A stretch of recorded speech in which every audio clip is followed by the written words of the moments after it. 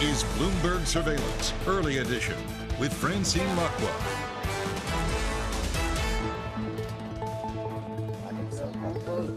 Welcome to the European Market Open, everyone. Well, Bloomberg Surveillance, actually. What we're focusing on, Bloomberg Surveillance Early Edition, is, of course, from Zurich. We have a full roundup of exactly what happened over the weekend. It's been quite a weekend here in Zurich, and then we were also in Bern a little bit yesterday for that press conference. So let's look at what we see on the markets. I'm here with Manus Cranny, of course, anchor of the Daybreak. We will bring you team coverage to look at Credit Suisse, to look at UBS. So we're seeing quite a lot of pressure on a lot of these stocks as we head into the 9 o'clock hour in London. Let's get straight to Valerie Teitel over in London to look at the market share reaction. Valerie. Okay. That's good. All right, we'll get to Valerie in a second, but this is what we know about the forced or the deal. It's been hand-forced. This is what we're seeing across the board. So this is a deal. It was meant to be 1 billion, then it went to 2 billion.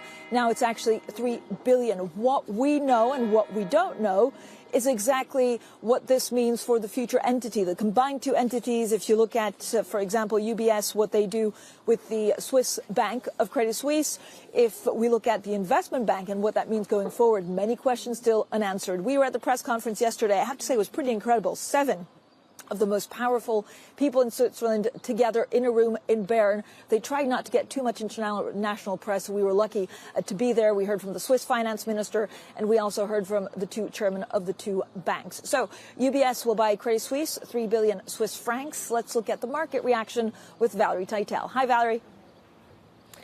Hi, Francine. It's been a busy morning. The one thing that stands out for me is the U.S. two-year yield is rallying down 13 basis points. The market is thinking that this may change.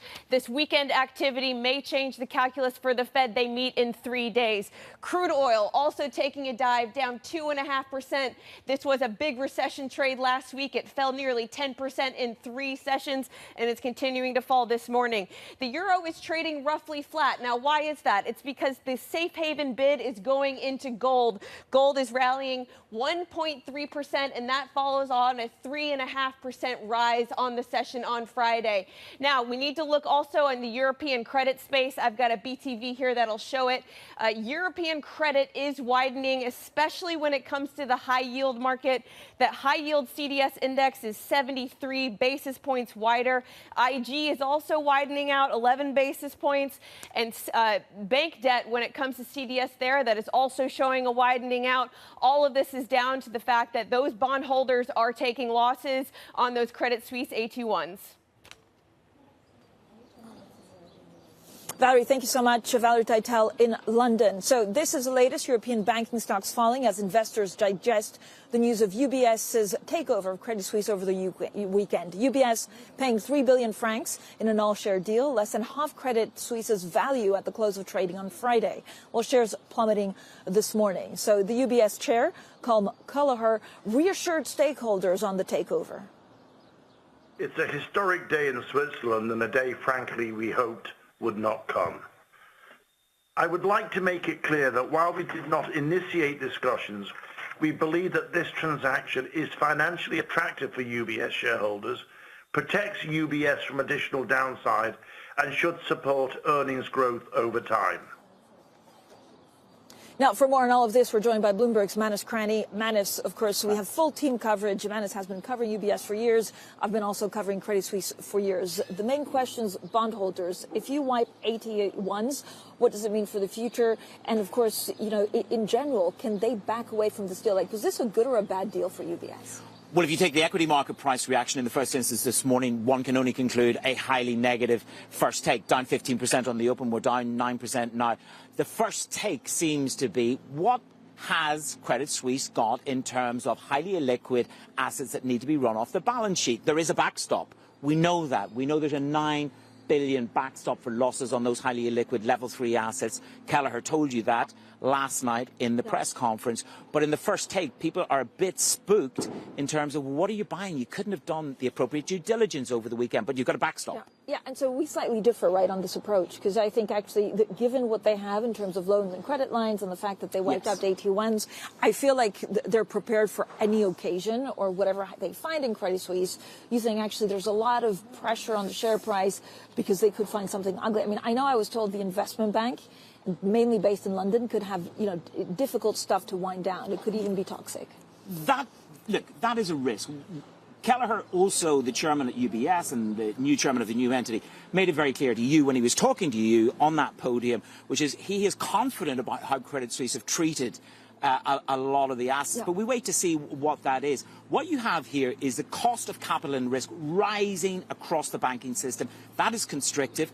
That is a real risk to the real economy. Yeah. All major banks this morning are seeing their cost of capital ratchet higher because the AT1s are at risk. They're repricing. I know, and we're getting a lot of viewer questions, and thank you for all the viewer questions. Please send them, continue sending them. We're trying to get to the bottom of some of the questions you're asking. But the fundamental question is actually if you wipe out AT1s, and in general, if you look at what happened to Credit Suisse, I mean, they did not have a capital problem. They had a strong capital position last Tuesday, and then suddenly it was, I guess, panic on the markets. It was, deposits, outflows that turned this around very quickly. Like, could it happen to someone else? Of course it can happen to somebody else. Of course it can happen to somebody else. It's the speed with which the deposits flowed out. That Saudi National Bank interview that we did, which really, it was so febrile. There was already a gusher of money going out of Credit Suisse on a daily basis. And that comment from Saudi National Bank pushed the whole house of cards in terms of liquidity over the edge. And that's what caused this issue. I think what you have this morning in this market is a great deal of uncertainty in bank capital structures. Has this deal inverted the capital structure of bonds to equity? Manus Cranny, of course, with me here, joint coverage, team coverage in Zurich. Now, we'll have plenty more from Zurich throughout the day. Coming up, Credit Suisse's roughly $17 billion AT1 bonds become worthless. Wipeout. UBS takes over its longest Swiss competitor. We speak with Andreas Venditti, Vontobel's head of banks research. He joins us here to discuss that next, and this is Bloomberg.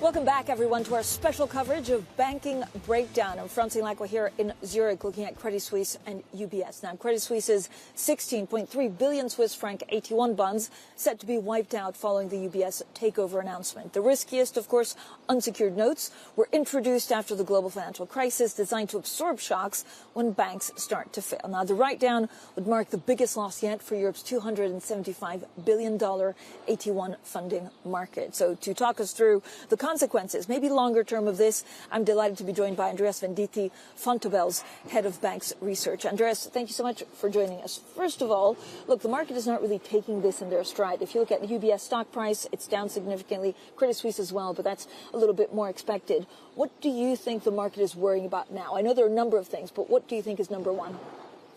I think the whole crisis is not over yet. And basically this, provides maybe some calm to the market, but clearly, I mean, some fundamental issues remain. And specifically for UBS, it's very clear that, they take on a lot of risk. They have significant protections against that, but the market is not sure, whether that's enough or not. Right, but if the AT1 wipeout, and I know if you're a bondholder now, you'd wonder whether actually this, could lead to other banks doing the same. But the AT1, are they converting it to UBS equity? So it gives them an extra buffer. Do they not have enough buffer, UBS, given they hadn't had time to do due diligence, to actually, deal with anything really that's thrown at them? No, that's obviously the hope. That's the 25 billion protections overall will and should be enough. But you know how the market reacts. The market does not know. It's extremely difficult to assess at this point in time. We know that due diligence was just a couple of days, so not really in depth. So a lot of uncertainties remain. And at the end, the whole equity story of UBS changes somewhat, even though they say the long-term strategy is unchanged. But over the next 5 years, it's going to be a restructuring case. And that's very different from what UBS was before and for what investors were holding UBS shares. Andreas, talk to me a little bit about what you think is actually the riskiest part of Credit Suisse at this point for UBS. Is it the investment bank? Is it the investment bank that's mainly actually booked in the UK? I think the riskiest part is really the non-core bit.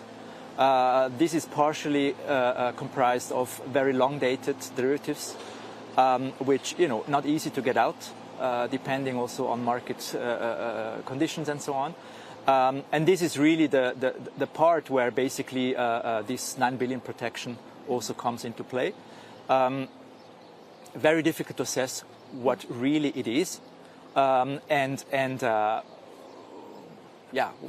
going to happen in terms of losses. Andreas, how do you understand the materially adverse clause? So we heard and we spoke to also the chairman of UBS at the press conference yesterday. He says, look, they're not backing out of the deal. Do you worry that if this gets too ugly, they could back out of the deal? And would that be a good or a bad thing? Yeah, it's difficult to say, what it means get worse, But again, I think the 25 billion is already quite a substantial buffer. We don't know the exact size of the non-core portfolio. That's another issue the market has. We knew what Credit Suisse earmarked for being exited. UBS clearly wants to expand that. It's much more, they say, majority of the market's business of Credit Suisse, so much more goes into this pot of positions to be run down. But we don't know the exact size yet of that. And so it's difficult to assess whether the 25 billion buffer is really enough. I hope so, but we don't know. How would you rate the government response, the chief executive's response, and of course the regulator's response? They moved pretty quickly. Is this the best option out of an ugly situation? Yeah. I think there were only bad options, really. So I think I prefer this option to a government bailout. Yeah. Why? Purely because of governance, kind of political issues and so on, also here. So I prefer this option. However, there were no good options. So government response, yes, I think it was a good one. Yeah. Pretty quick Andreas, and again, I'm fielding a lot of questions, right, for viewers that write in or listeners, some of our readers that write in saying this was a fully capitalized bank. Credit Suisse. I mean, just last Tuesday, they had, if you looked at the balance, like everything was fine. What happened? Banking is trust. And in my last report that I wrote about Credit Suisse back in January, I basically said without trust, there's no banking. That's exactly a case where really the loss of trust was so extreme that even though, technically, you have enough capital and enough liquidity due to the lifeline of the Swiss National Bank, basically you are really at risk that this runs out very quickly. And so you had to act immediately. Andreas, do you think a lot of markets will test other banks now? Is this just the beginning? That's one risk, but let's hope for the best, right? Yeah, Andreas, thank you so much for joining us today. Andreas Venditti, Head of Banks Research at Vontobel. Now, we'll have plenty more, of course, from Zurich throughout the day. Coming up, central banks around the world also praise the Swiss authorities for swooping in to save Credit Suisse. So we'll try and unpack what we're expected to hear from Francine Lacqua a little bit later today. This is Bloomberg.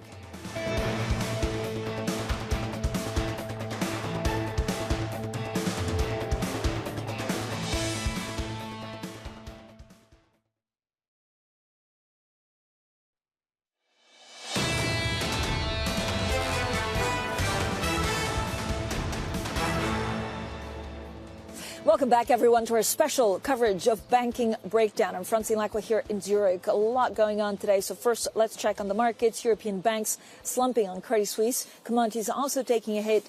Gold rising as a safe haven bid. Now, we're really trying to understand why banks are being slammed so much. Certainly, when you look at UBS, this is not the picture that the leadership of UBS was hoping to see today. Central banks have hailed the rescue of Credit Suisse after it was bought by its rival UBS in a government-brokered deal. Now, in a joint statement, the U.S. Treasury Secretary Janet Yellen and the Fed Chair Jay Powell emphasized the strength of the American banking sector. So let's get straight now to, of course, Maria today, who's also on the ground to take a deal or to take a look at how the deal was received in Europe. Our European correspondent is, of course, on the footsteps of Christine Lagarde. So, Maria, what exactly has been the ECB reaction?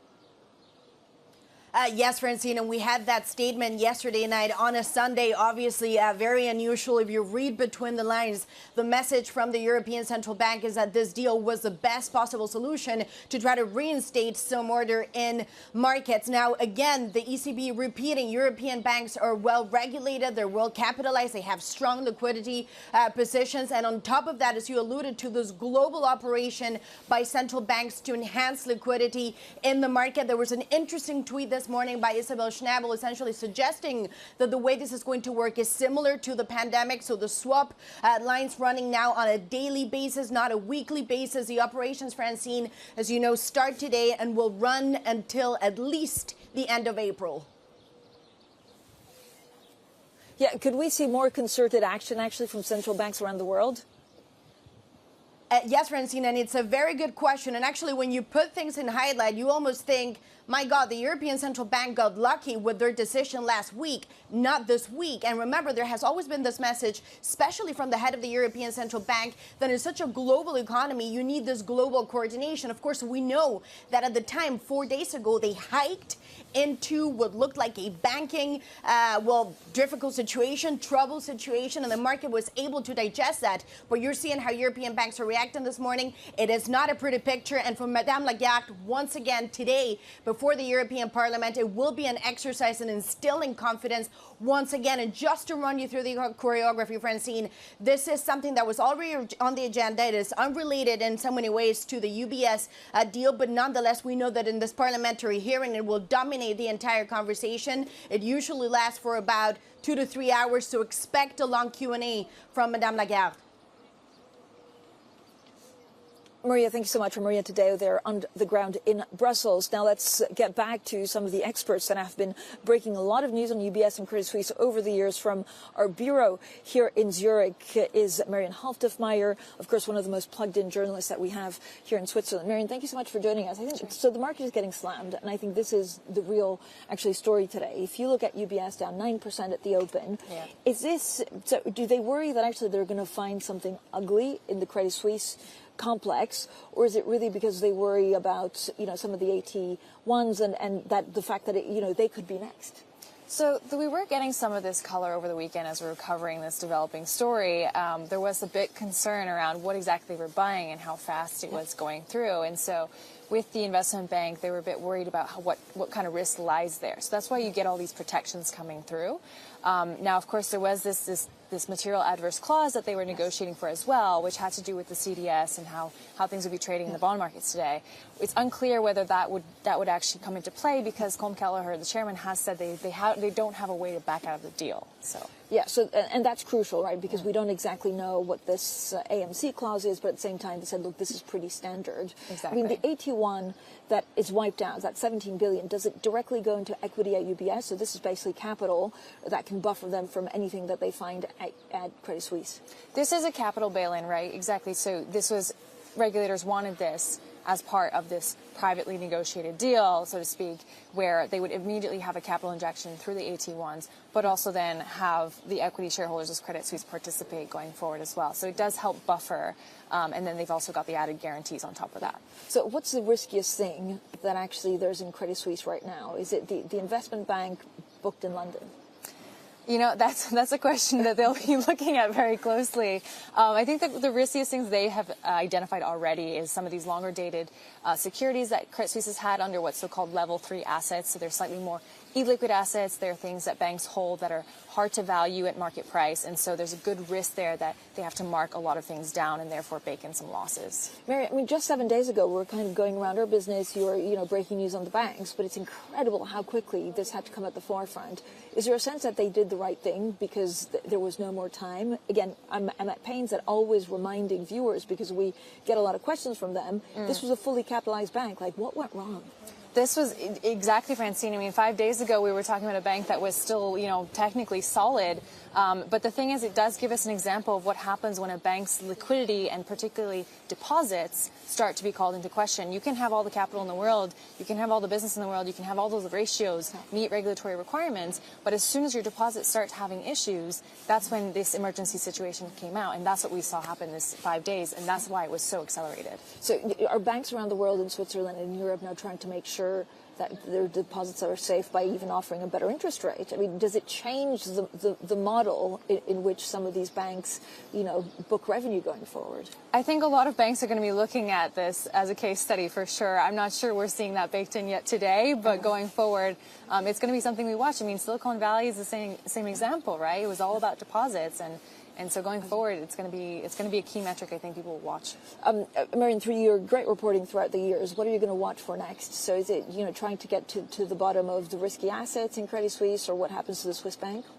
I mean, there's a couple factors here. I mean, we're still trying to figure out what this combined giant monster is going to look like. So, yeah, definitely what's going to be happening to the investment bank. But more importantly, because that's sort of in the past, more importantly is what's this wealth business going to look like? Because that's UBS's go-to strategy, and there's a lot of overlap, particularly in Asia, which is the growth market. Yeah, and job losses, right? I know you mentioned it in one of your great stories, but actually we did not have a head-on response from UBS yesterday on how many job losses.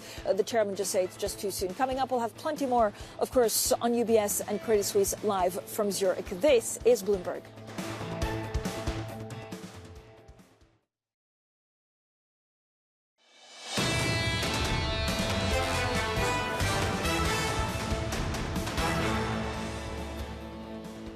UBS will buy Credit Suisse for 3 billion Swiss francs in a government-brokered takeover aimed at stemming a growing crisis of confidence.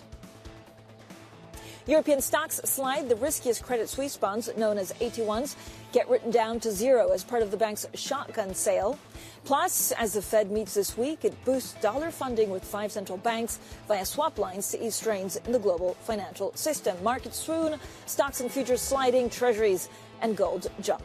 Well, good morning, everyone. Welcome back to our special coverage of the takeover of Credit Suisse by rival UBS. I'm Francine Lacqua here in Zurich. We have team coverage live on the ground, continuing, of course, with this story. Manish Krani is with me. He's been covering UBS for many, many years. We're trying to figure out not only the implications for AT1s, but exactly, Manish, what we're seeing across the board. If you look at UBS, down 9%, and I think the share price is now maybe down 8%. I mean, there's a lot of question on whether they have enough loans, enough buffer to deal with everything they find at Credit Suisse. And then the other question is, of course, what happens to AT1 bondholders and other banks? I think it's the AT1 question that you asked last night that has literally shook the market to its holy core today, which is they've upended the capital structure. We need more detail to understand that. In other words, normally equity gets wiped out. That's what happened in previous bail-ins. Here we are. Equity gets a morsel, just a morsel. But the pension funds here of Switzerland, the people of Switzerland are what's critically important here in the messaging last night in the news conference. They get a morsel. AT1 bondholders, zero. And that goes, we're debating this. Does that go straight onto the balance sheet of the new entity? Okay. It goes into equity, so that's capital for UBS. That's capital, but there are the known unknowns and the unknown unknowns. And the unknown unknowns, they are what's inside Credit Suisse, the investment bank. And how long does it take you to get rid of the assets you don't want? Yeah, we're very pleased to welcome Martin Gilbert, the chairman of AssetCo. Martin, thank you for joining us. Many questions there if you're an AT1 bondholder. But out of the very bad options that the government, regulators, and these two banks had, is this the best one? Yeah, undoubtedly. I mean, it was pretty obvious probably from Wednesday last week that this was going to be the best option for Credit Suisse. So what are the questions that you're trying to figure out, Martin? First of all, I mean, AT1 bondholders wiped out. Was it the only way to give UBS that extra capital, or could they have done it without freaking out bondholders across the board? That's a good question. I think it's brought home to the holders of AT1 bonds what a weak position they're in the case like this of government intervention. So I think it was a good safety net for UBS. I actually think in the medium term this is a pretty good deal for UBS and the global banking system. Yeah, obviously if you're an AT1 bondholder you're going to feel a bit aggrieved, but it is in the terms of conditions that in the event of government intervention you can be wiped out. I think it's probably one of the few times I've ever seen where they've ranked behind the ordinary shareholders. So that is definitely a new phenomenon for AT1 bondholders. And I think that's possibly what has spooked the market this morning across Europe. Martin, good to see you this morning. Here's the question. You've put institutions together. You're the chairman of a digital bank. You've chaired and run Aberdeen Standard, a combined entity. What does Ralph Hammers, the CEO, and the chairman, Kelleher, now need to do, I don't know, to bolster faith in this deal? What would you do? What would you say to them right now that you've lived through and they need to do? I think there are two very big positives to the deal. One is the strength it gives them in the domestic banking market. The second is they're now clearly the market leader in wealth management globally. I think where the challenge is reducing the size of the balance sheets, the combined balance sheets in the investment bank. So if I was them, I would be concentrating on the two positives. And definitely concentrating on reducing the size of the balance sheet of the combined banks. Part of the reason why you own UBS is because of the monster buyback. Fran and I have covered this several times. She goes to one that virtually hasn't got a dividend. I go to one that's got a $5 billion buyback program. Is that the market risk, that at some juncture the buyback and the dividend come under scrutiny at UBS because of this merger? Is that a prescient market risk? I think capital is not an issue here. I mean, they bought whatever it is, a huge amount of capital for $3 billion. So I think capital's fine. It's always comes down to liquidity, and as long as liquidity is still holding up, they will be able to afford the dividend and buyback. There is an argument that actually this improves their capital position dramatically. But as I say, the big risk is the size of the combined balance sheet and how quickly you can get that down. How quickly, Martin, do they need to do that to reassure the markets? And again, is there worry that actually they find things on there that will spook markets even more? Like, are you a buyer of European banks, either equity or bonds right now? Yeah, definitely. I think European banks are in the safest position they've been in. That's as a whole. There is obviously risk with some individual banks. You know, it is a sort of hunt and seek market at the moment. So people will be focusing on what could be the next bank that is in difficulty. But generally, the banks are in as good a position as they've been. They've got this fantastic wind behind them of deposits, which are now lending out at a higher rate. So banks' P&Ls have been transformed. The risk, though, is what is in the balance sheets. But to be fair to Credit Suisse, they've gone down a long way of cleaning up their asset side of their balance sheet. So I think if you take a medium-term view as opposed to today or next week or the next couple of months, this is actually a pretty good deal for UBS to buy this level of capital and now to completely dominate the world of wealth management with the numbers 1 and whatever 2 in the world, and the domestic strength they're going to have now, which they'll be able to rival Raiffeisen in the domestic market. They might even bring it down to a level of where I can get a bank account, but hey, you know, we can all wait for that. So you're hunting. You say it's time to hunt. I can get you one at Revolut anytime you want. You can get me one at Revolut. That's correct. That's a whole other conversation. Here's what I want to know from you. You say now's the time to hunt and be discerning. Do you hunt in equity? Would you be brave enough to buy equity, or do you think distressed bonds? Gundlach says get your big boy pants on. Would you get your big boy pants on and buy CoCos, buy distressed debt that's imploding today? Is that a big roll of the dice?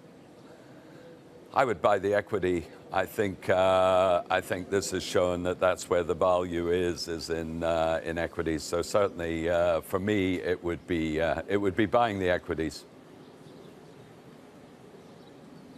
All right, thank you so much for joining us. Martin Gilbert there, AssetCo Chairman, of course, Managed Cranny. With me, Team Effort. We're live in Zurich throughout the day. Now, European banks, of course, trading deep in the red this morning after this historic UBS Credit Suisse deal brokered by Swiss regulators. So who's the biggest culprit for the downfall of this 167-year-old bank? We'll discuss that next, and this is Bloomberg.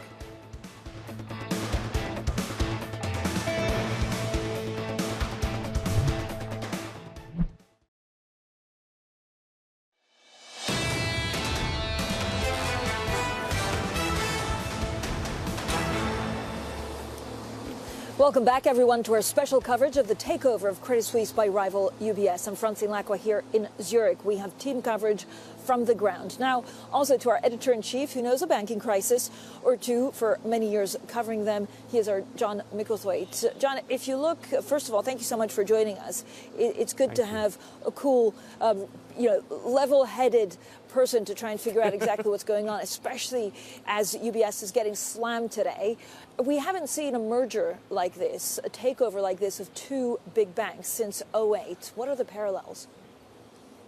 Well, just having seen Martin Gilbert come out as I came on, I mean, one of the kind of greats of Scottish finance. Last week I was up in Edinburgh and we had an event at a new museum called the Library of Mistakes. It's really the Library of Financial Mistakes. And in many ways, it's like a rather brief history of my career as a financial journalist. You have mementos from Royal Bank of Scotland. You have Nick Leeson's signed shirts. And when I began as a sort of financial journalist at the end of the 1980s, the idea that Credit Suisse would end up in that seems rather bizarre.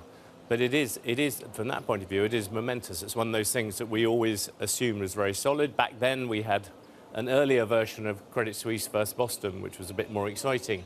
But the underlying idea that something as solid as Swiss as that would run into trouble was very different. Yeah, and this was a fully capitalized bank up until a couple of days ago. So we look at the speed at which this went. Is this your main concern, John, or the fact that how quickly they had to find the solution, which, as imperfect as it is, many are saying it was the only option? Well, what's interesting, you look at it, the balance sheet doesn't seem to have been the problem. It's all to do with liquidity. You look at the kind of reserves they were asked to keep by the Swiss bank against sort of bad stuff, so to speak. That wasn't a problem.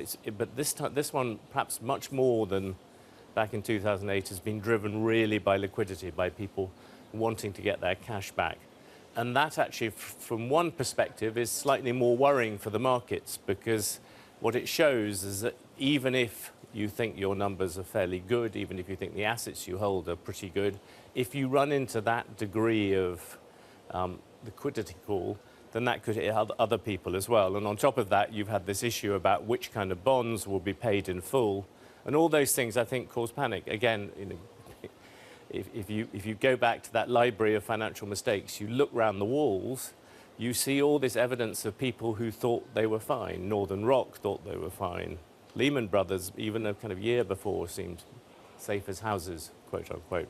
There are so many different ways in which financial firms, when it starts going wrong, can be upended. So, John, do these big takeovers ever work? I'm also reminded of the quote, the famous, quote from Fred Goodwin, Fred the Shred, at the time RBS, after having met with Gordon Brown, and he said that wasn't a meeting, it was a drive-by shooting. Would Credit Suisse leadership feel the same way? Credit Suisse leadership might well feel the same way if you think of the way in which their arch rivals have managed to buy them for a fraction of what they were worth even a couple of weeks ago. So from that perspective, having had friends who worked at Credit Suisse for a long time, I think it is a kind of humiliating exit. On the other hand, from UBS, you are buying this pack, and you don't know fully what all the cards are in it. And you also don't know the different ways in which regulators in the long term will treat those cards. And on top of that, so they are taking on a bit of risk, but it could be one of those things where you look back and think that was a phenomenally good deal. If you look back throughout the last crisis, there were some deals which were pretty bad, but there were other ones where people snapped up things incredibly cheaply. John, when you look at all the financial mistakes that you laid out in some of these other big banks that frankly went under in a rather unceremonial way, is there anything that Credit Suisse could have done to avoid this? Well, I think the simplest thing would be to stop making errors. I mean, that if you look at the history, we have a very good short video on Bloomberg's website at the moment, which just in about 2-3 minutes goes through all the different problems, Archegos, the various things in Mozambique, these different bits where they kept on being ensnared in every available problem that came along. The only other European bank which seems to have a record somewhat close to that is Deutsche recently. If you keep on that pattern, whenever things went wrong, people started to look to see where Credit Suisse was involved. In the same way, in a different era, we used to look at the German Landesbank and places like that, because you just had a telling that if something was going wrong, they might be somehow involved in it. And I think that is the pattern. So the main thing you can do is just pull out of the slightly dodgy stuff where you're trying to make the margin, and that I think is been the problem throughout this story. Is this opening a can of worms, given how hastily this deal was put together, some of the questions about bondholders? Do you worry about European banks and the stability of the system? I think the one bit where you look at the deal, there are two sets of issues. Number one is for the UBS sort of purchasers. The issue there is what exactly have they got? They could well have got one of the great bargains of all time. Certainly when I started in this business, the idea that you could buy Credit Suisse for that little, with that bigger name. And you look back at previous crises, you would be reminded that banks like Citibank had a terribly rough time during the last financial crisis. Now people happily take deposits to them without thinking at all. That it might be just like that this is actually a fantastic deal where they could bring in a lot of things. But there is definitely be question marks like that for UBS. The broader question is for bondholders who've now had some surprises about what exactly was paid out in full and what isn't. When you put the two big banks, again, endemically, systemically important banks, what would you worry about the most, John? Is it, culture fit? If you look at the leadership at UBS, what will be their main challenge? I guess apart from unwinding some of the risky investment bank, but what's the biggest challenge aside from that, from combining these two? The biggest challenge always with banks, it comes down to two things. One is culture and people, and the other is the actual assets that you've got, the structure, where have you got, where the mismatches are, where the individual little bits go.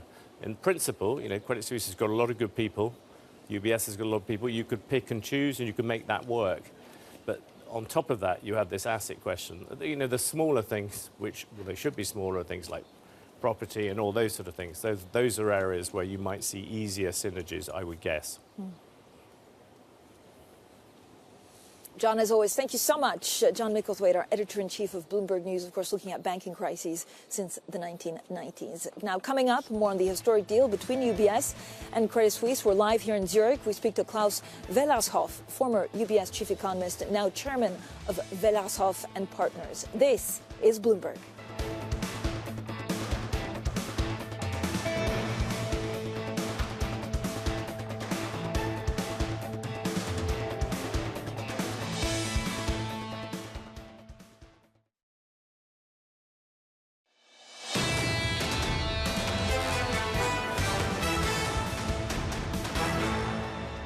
We were speaking very closely with key regulators, those that are most relevant for Credit Suisse Group and for UBS, notably, or most importantly, the ones in the US and the UK. They were deeply involved, and you have seen today their support for this solution as well, their strong support for this solution in the sense of, or with the purpose of financial stability. Chief Executive Officer of the Swiss financial regulator FINMA there on the backing of US and UK regulators for the UBS Credit Suisse deal. Now, we're staying, of course, on this story. We've been covering all morning that historic deal between UBS and Credit Suisse. Let's get straight to our next guest. He is Klaus Wellershoff, chairman of Wellershoff Partners and former UBS chief economist. Klaus, thank you for joining us. We're just getting a bit of breaking news out of the terminal, of course, out of London. European regulators have reiterated that the CET1 should take losses before AT1 debt. Are you worried about how this deal was put together and the fact that AT1s were wiped out? I think it was a very, very hastened deal. Probably there is an issue of completeness and thoroughness here, which is worrying for financial markets today, and I go along with that.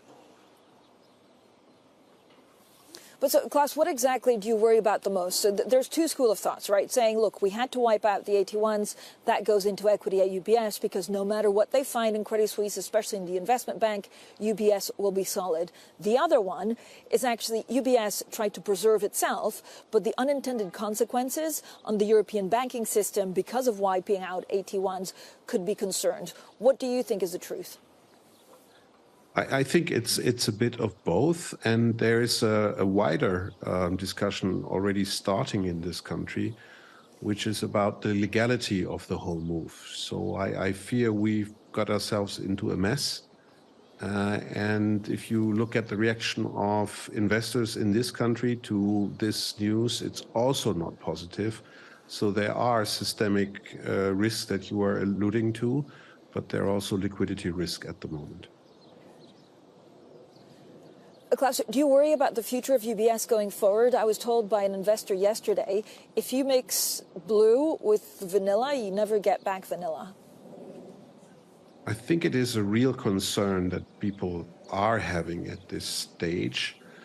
And mainly that is the combination of the two banks creates a new institution, which is even bigger. And it was already a very, very difficult move to isolate the issues that Credit Suisse had, and the fact that this might spill over, or the expectation that this might spill over, is something that we have to take very seriously. At the same time, UBS is a very different animal.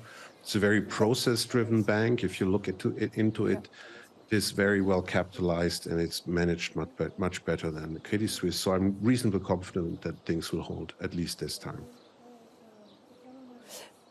Yeah, and Klaus, I guess, what were the other options? I mean, yesterday we were talking about possible resolution or even government intervention in the form of nationalization of the whole bank or a stake, and that would have wiped out shareholders.